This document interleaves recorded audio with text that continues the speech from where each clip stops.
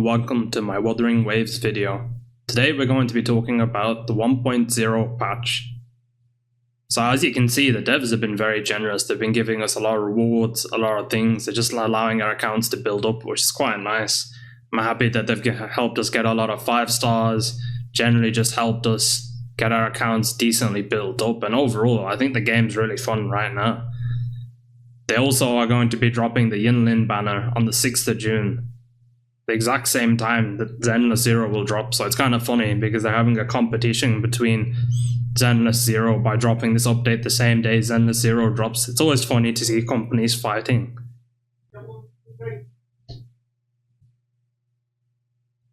So let's get into it. Dear Rovers, greetings. We are the Wuthering Waves dev team. Since the official launch of Wuthering Waves, we have received a lot of valuable feedback and suggestions through social media and in-game surveys. We are genuinely grateful for your attention and support. We apologize for the deficiencies and issues present in Wuthering Waves, our first fully independently developed and globally published game at Kuro Games. We understand that this has affected your gaming experience, and we are working to improve it for those who love the game. We have been working on optimizations and iterations for the current 1.0 version, and the development of subsequent version updates is also underway. Below, we will address some of the most discussed and concerned issues on the Echo development experience.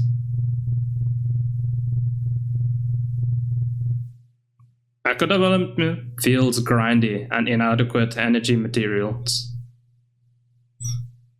We are aware of the common concern in the community that the current Echo leveling experience feels too grindy and the game lacks a waveplate storage system. We've confirmed and will implement the following adjustments while we are working eternally on solutions to address other common concerns. So this is basically just saying with the Echo system it was too grindy, and early on in the game that's rough. Like, it's nice to get an Echo, it's nice to be able to do your things with the Echoes, but overall the early game was rough, and sometimes a 10-15 minutes grind would turn into like a 4 hours plus grind, which nobody wants to do a 4 hours grind. But I'm happy that they're looking into this, addressing it, and hopefully making this a little bit easier for us, or just generally better, because when you get those Echoes and you're trying to get those specific substats, it's just really annoying when you get those Echoes with the incorrect stats that you want. Like, if you want more crit damage, more crit rate, it's just frustrating to farm and farm and farm until you get those substats. So I'm happy they're addressing this. Let's get back into this. In the current version, we will launch a limited time Echo material double yield event called Cleansing. Okay, so this is essentially double rates for Echoes, meaning more Echoes, less farming, and generally just less time having to grind out those Echoes for those stats you're trying to get. I think this is going to be a really good one. 2. In version 1.1, we will adjust the progression system to reduce the shell credit costs of Echo development. This is something I like a lot because shell credits, again, required you to use your wave plate energy to farm further and further and further, and it costs you so much shell credits just to upgrade your Echoes, but this will make it a lot better. 3. In 1.1, we will remove the reward cutscene of the tacit fields. Yeah, this one was quite weird overall. Like, you'd complete a tacit field, you get stuck in a cutscene. You couldn't even skip the cutscene to just move on, claim your rewards, and then if you need to do that tacit field again, you could just do it again. So I'm happy they're adding this. 4. From version 1.1 and forward, the yield of Echoes and Echo development materials will be increased. We'll have to see on this one. I'm not too sure how this one will affect Echoes as a whole, but hopefully it affects it in a positive way. 5. In upcoming updates, we will introduce the waveplate storage system. So the waveplate storage system essentially reminds me of Honkai Star Rail, where if you didn't use your energy, it would store that energy up, keep that energy away, and then you can use that energy anytime if you need to farm something or just generally do something. So I think this is overall a very good, solid Echo update here. 2. Regarding our handling of the reward system error when recycling developed Echoes, on May 29, 2024, we were notified of an issue with the Echo recycling system, where the amount of shell credits players obtained when recycling developed Echoes was wrong. Since this is an issue that directly impacts the game's balance, we fixed the problem through an emergency live update. on the same night and issued compensation to all players. As part of the measures to minimize the event's impact on the fairness within the player community, we've informed the players of the situation and announced that we would remove all additional shell credits obtained unexpectedly as a result of this bug within 14 business days and issue compensations accordingly. So essentially what they're saying is when you were recycling echoes, you were getting the incorrect amount of shell credits. I'm assuming as well that people must have found a bug to abuse to get more credits than expected, so they're going to be removing those credits from those players' accounts, and also they'll give us compensation.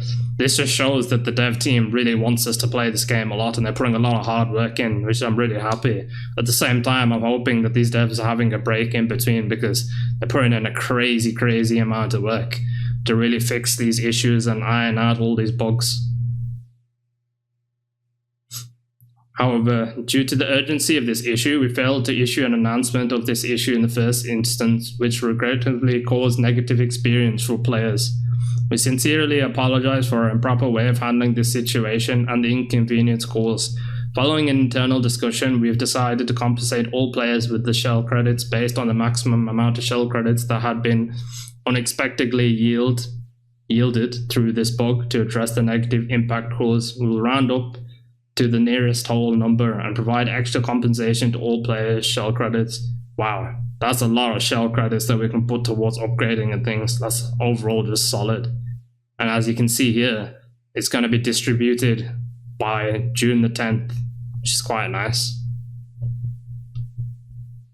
Let's see. Eligibility character created a mailbox function unlocked before 10 on May the 30th. Compensation will be valid on July the 3rd, 2024. Okay, so that's cool. It stays there for a long time. We apologize again for the hasty way we handled this issue and for any inappropriate wordings in an announcement. We promise that all our future decisions shall reflect thorough consideration and professionalism. Additionally, to address the poor experience with the ecosystem, we will compensate all rovers with crystal solvents 20. 1 crystal solvent equals 60 wave blades. Thank you for understanding and support. Let's see. Okay, so they're giving us more wave plates, meaning we get to farm more. That's actually really huge, considering that it's going to allow us to get more resources, get better upgrades, and overall, I think that's just going to make it so much better. Let's see. Okay, so they're just talking about combat control, experience optimization. Let's see. Okay, let's have a look at this. Auto-aiming / auto-lock-on and camera performance in battle. In the recent updates, we have disabled the combat camera correction feature on PC by default. We've also optimized the default values and range for combat camera settings. Okay, so they've disabled auto-aiming and auto-lock for now. I'm assuming this was causing some performance issues or some issues in general with the game, so I'm happy they've disabled that for the time being.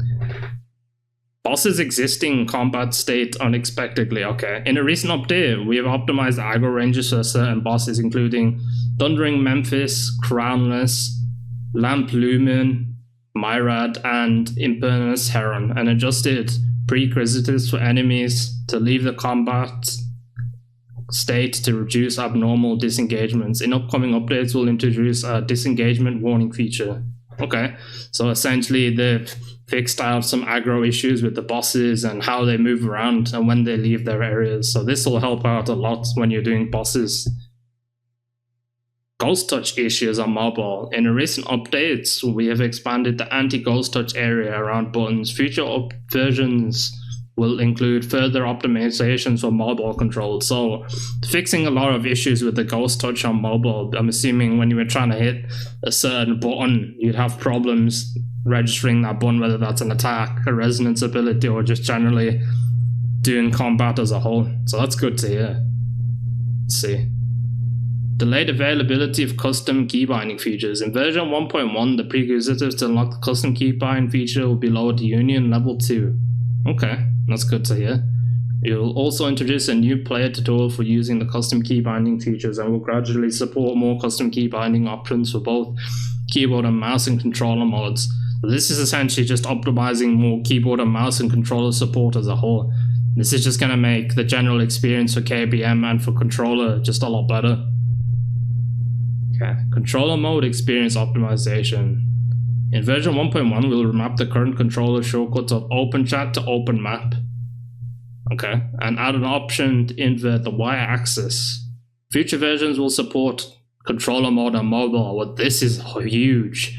Anyone who's playing on mobile who wants to use a controller on mobile, they're essentially saying we want to support players who are playing the game on mobile with controller, meaning further optimizations on mobile, allowing you to enjoy the game even further.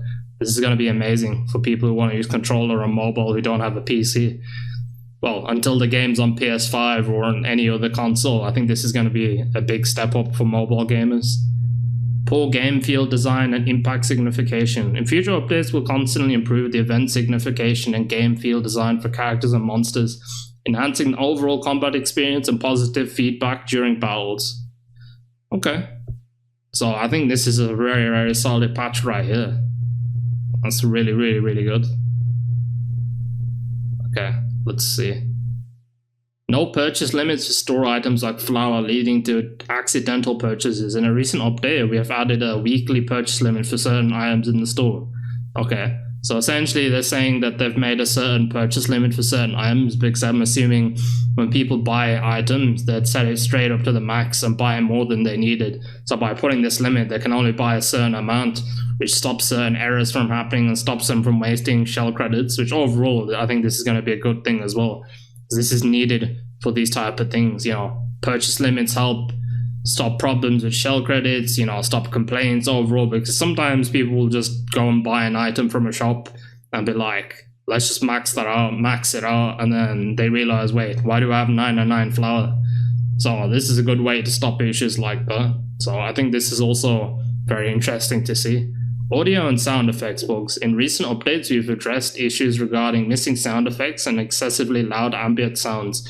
We've completed some investigations and updates to fix these issues. We will continue to optimize the audio experience to provide a more immersive and audio-visual experience. What they're saying is, any sound bugs that were too loud or you couldn't hear certain sound effects, they're going to be fixing it and optimizing it so those sounds are correct and that you can hear essentially what's going on around in your scenarios. This will make fighting in general a lot better. It will make you more aware to what moves or what's happening overall. And if you can't hear certain sound cues for attacks and things, this is just going to make it much better.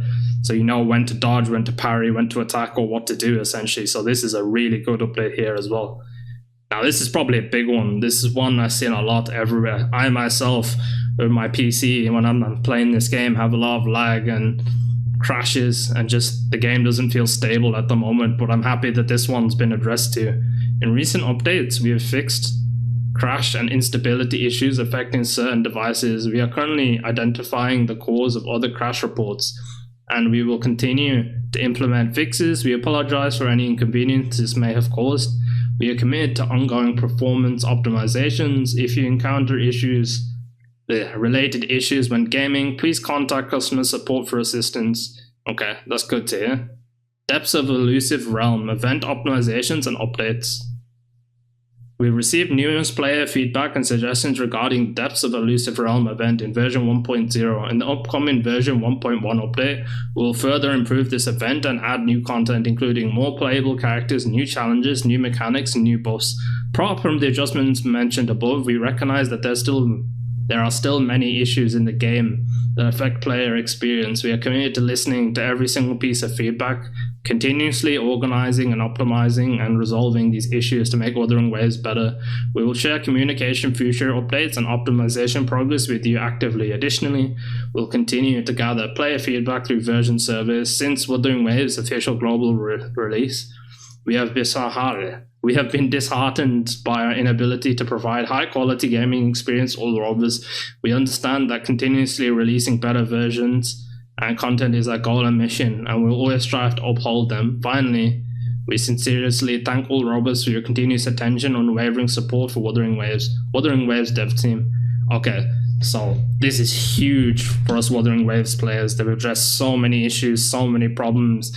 They've reduced they've essentially told us that they're going to be fixing certain performance issues that are causing crashes and lags. They said they're going to be adding controller support for mobile, and they're going to be fixing audio bugs and just general bugs. That's really, really good. They've added a purchase limit for store items like flour and many other certain store items. This stops credits being wasted, so this is huge. They've even been giving us so many rewards, so this just goes to show that this company is going to be very dedicated to doing updates and fixing the issues that we're having with the game. But overall, I'm quite enjoying this updates and things like that. I think this is the way to go with these type of games. They need to continuously be updating these games, fixing these issues. And yeah, I hope you guys give Wuthering Waves a chance as well, because this game is so fun, so amazing. Co-op is so good. And overall, I'm just really enjoying this game, so definitely give this game a go. Thank you for watching my video. In my next video, I'll be talking about Yinlin and Yinlin's banner. But for now, stay tuned, peace, drop a like and subscribe and comment. And who's your favorite character in Wuthering Waves? Peace.